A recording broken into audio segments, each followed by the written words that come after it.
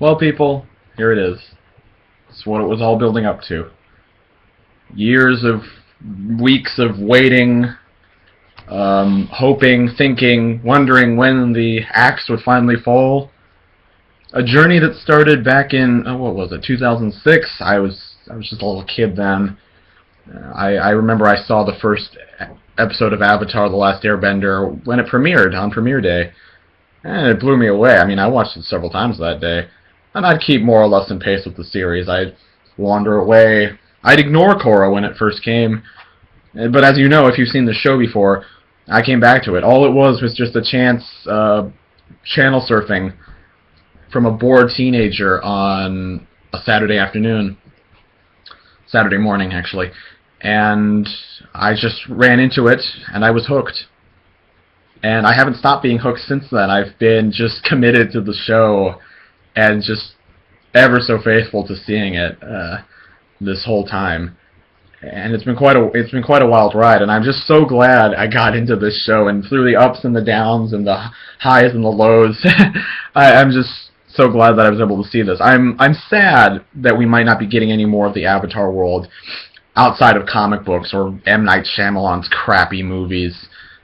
Please get someone else to direct those. Anybody else. Okay, not anybody else. Not Michael Bay. Not Michael Bay. Anybody but Michael Bay. No Uwe Boll either. But I'm sad, but I'm glad that it happened. I'd love a Kyoshi series or a Kyoshi comic or something like that. I hope we probably will get Korra comics eventually. You know, Nick drag their feet and spend $2 each comic on them, but whatever. I'll buy them. I'll spend sticker price on those comics just to see them, just to see more Korra. But whatever. Maybe one day they can do an actual mini-series like Korra was supposed to be, a little Kyoshi mini-series. That would be cool, wouldn't it? But I don't know how much the creators really want to work with Nickelodeon again, seeing how much they screwed them over. And that's what I was afraid of. I was afraid in this episode that this wouldn't feel like enough of a series finale because it wouldn't be big enough because Nickelodeon didn't want to invest enough money in this. I mean, that's why we got that crummy clip show, because Nickelodeon did not want to invest their money in this. And that's tragic. I mean, it went from this big, super hype show when I first started watching it. I mean, there were commercials all the time, and I always ignored them. Like, I know who Amon really is. Ooh. But I was not disappointed with this finale. This was a really great finale. It did vacillate between feeling like this is a season finale or more like this is a series finale. It kind of went back and forth. And I can see the problem with that. The thing about Legend of Korra is that the seasons are episodic. I mean, there are consequences, but the seasons are more or less self-contained. I mean, they have their own villains, their own plot line, unlike Avatar, which had kind of a flowing plot all the way through it. Legend of Korra is a little more episodic, kind of lending to the nature of the original, the first season. Now, the season 2 through 4 are a little more connected, a little more flowing than season 1 is to the rest of them. But still, they're very episodic. Again, owing to the nature of it. So any ending is going to feel more like a season ending than a series ending. However, I wasn't disappointed with this like I was with Transformers, where I was just like, oh, gosh. Unlike Transformers Prime, this was not a major letdown. So let's get into this. At the end of episode 11, Kuvira fires her super big cannon at the building and where Team Avatar is, and blows it up. Anyway, everyone survives, of course, Dole, and Kuvira advances into the city. President Raiko has surrendered, but Korra continues to fight on. So do the Beifongs, and Bolin, and Mako, and Asami. And they even bring out Asami's father, oh yeah, and Varric and Julie, and they even bring out Asami's father to help them out. Now, I'm just realizing I missed a few things about the previous episode that I didn't mention. One, Julie stands up for herself and tells Varric she wants to be more of a team player. No, she wants him to respect her, and he doesn't get that at first. But later in this episode, he does, which is really cool. Actually, Varric and Julie, there's a lot that happens between them in this episode, and I'll get to that. Number 2, and I'm forgetting what number 2 was already. Oh yeah, Prince Wu. Prince Wu goes through a lot of development, not only in this season, but in these few episodes. He goes from being a selfish, spoiled brat and having bad ideas to trying to having a good idea because he wants to impress Korra, and finally to actually just wanting to selflessly help people. And yeah, he's not fighting on the front lines, but he does help a lot of people. And in this episode, he does do a lot of good. First through evacuation, and then later on through other ideas that he has. Oh yeah, and it's funny that Tenzin's wife gets a lot to do in this episode, and when she tries to calm everyone down by singing Airbender songs. That's so hilarious. Actually, all the scenes in an episode with so much intense fighting and violence, it's kind of a welcome relief that this episode does have like the little comic relief moments with Prince Wu and Pima. You see, Prince Wu is trying to evacuate people, and he eventually gets some badger moles to help them out from the zoo. And I love it when the guards find him and he's singing, because he has to sing to them.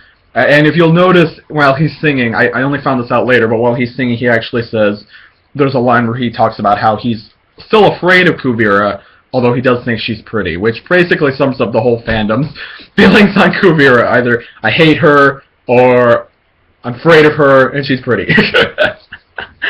But anyway, I love when the guards find him, and the mech soldiers find them, and they say, "Your singing was so bad, you drove away your own animals." that was a great line. That was just great. But like I said, Wu goes through a lot of development, and I'll talk about that in a minute. But anyway, the main focus is the battle of taking out the Colossus. And there is so much going on. There's like, they try to use the EMP blast. It doesn't work on the Colossus because it's being powered by spirit energy.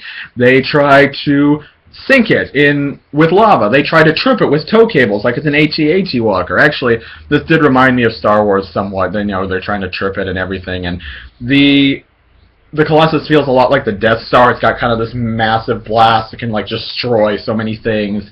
I was always expecting Kuvira to say, you may fire when ready. But they try so many things, and that's a lot of the episodes. They're trying paint. Oh yeah, the paint was really stupid. And they try to play it up really seriously, but yeah, it was still pretty stupid. They're trying paint, they're trying this, they're trying that, they're trying EMP. It's like bam, bam, bam, bam, bam. They try so many things, and it doesn't always work.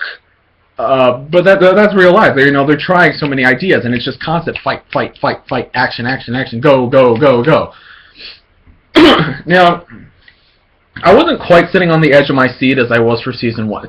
Season 1, I'll talk about Season 1 in another video, but I wasn't quite sitting on my edge of my seat. But still, I was really engrossed in what was happening. Anyway, as you know, Asami's father sacrifices himself to open up a hole in the thing using one of their little dragonfly-type vehicles, which means Varric really is Tony Stark now. He can fly.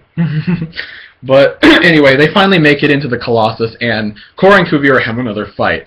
Korra's better now. She's much better now, but they're still very evenly matched, which really gives you an idea of how powerful Kuvira is. Not only can she take on Su Yin and almost beat her, she can take on Korra and almost beat her. Not only that, but her guards, her metal benders, I'm guessing maybe some of them are ex-Zaofu security guards, but still, they're very skilled. They're able to take on Lin and Su Yin and Mako and Bolin, and almost beat them in several cases. But anyway, they break in, and Mako's actually the hero of the day, which disappoints me a little bit. Like, I was hoping Korra would be like the main one who wins and destroys everything and defeats everything. And I know the point is to show, like, oh, she needs help, but she already had the help from Season 3. I wanted this to be her victory, like it was. And, she had help in Season 2, and, yeah, some in Season 1, but it was eventually her victory. I wanted this to be her victory. It's the last episode. This should be all her, but it was really Mako who destroyed the Colossus from the inside by electrocuting. I thought he was going to die, actually, and to be honest, I kind of wish he or some other main character had died. Someone other than Sato, Asami's father, who died. And I'm not saying that wasn't effective, but I was hoping they'd bring in a main character and have them die. It didn't have to be Korra, although I think that would have been very powerful. That would have been quite a shocking and powerful way to end the show, or maybe pretend that they kind of did that a little bit, like, oh, is she dead? No, she's not. But maybe have everyone think she's dead, and then end the episode with her, I don't know, dragging herself out of the ground or something like that, and show, oh my gosh, the Avatar is still alive, and everyone's been crying, but that's how I would have done it. But hey, I'm not directing the series, so whatever. That's what I was a little disappointed at. I thought it would have been much more powerful to see Mako die. I saw some artwork, actually, that I think was some concept art that shows Mako heavily injured in Season 1. Now, I haven't seen Season 1 in a long time, but I don't remember he was, like, in the concept art, he's, like, bleeding.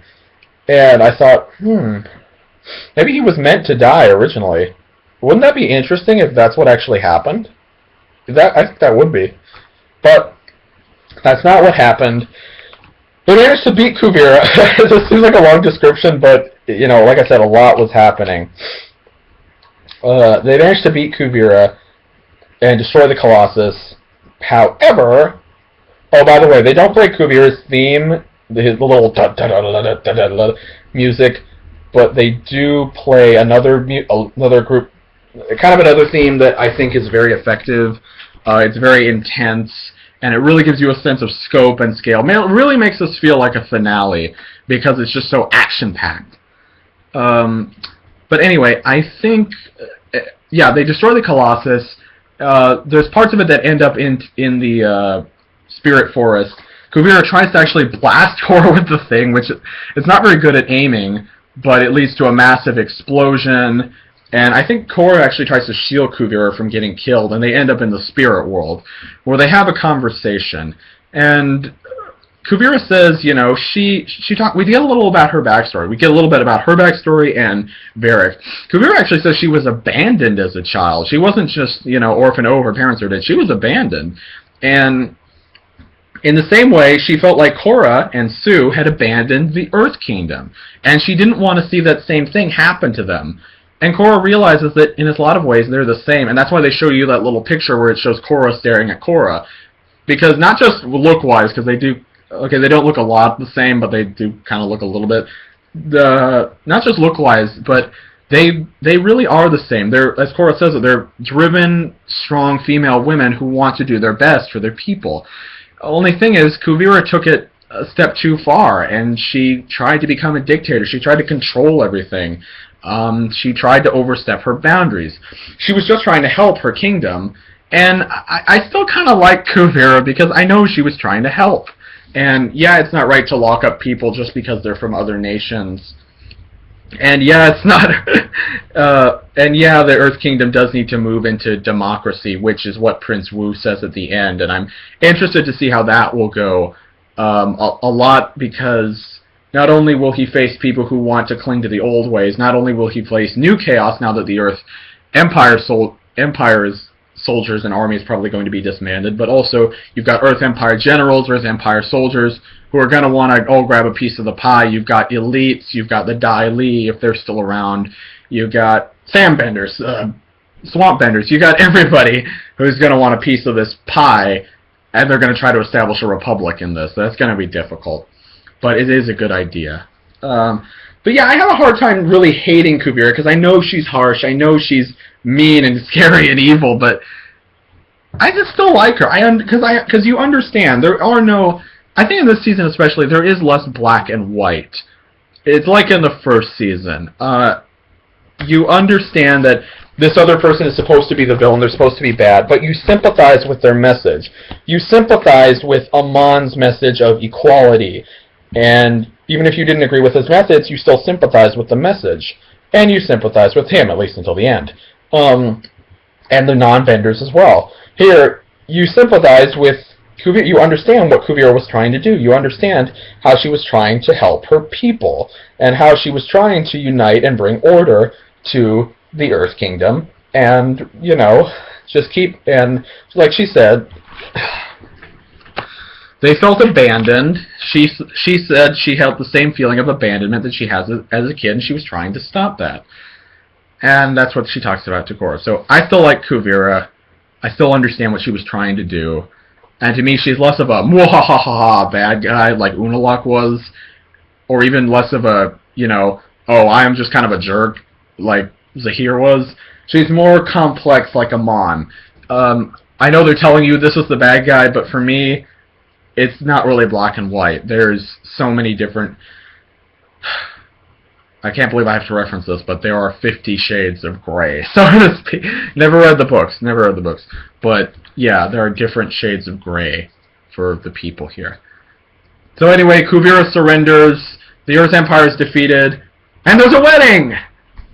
It's not Korra's. It's actually Julie and Varric, who realize their feelings for each other, and Varric proposes to Julie. With a ring, oddly, and not a betrothal necklace. Oh yeah, and you get some of his backstory. You learn that he grew up on a farm, that he joined the circus, and he had a ostrich horse named Mrs. Beaks, who apparently he took for granted. And he's kind of using that as an example of how he realizes the way he's been to Julie. So they have a really nice wedding, and there's dancing and fun, and then, Korra has this really nice talk with Tenzin, how Tenzin says, yeah, life's kind of a bumpy ride, blah, blah, blah, and Mako and Korra kind of make up with, Mako says, I'll be loyal to you, I'll follow you wherever.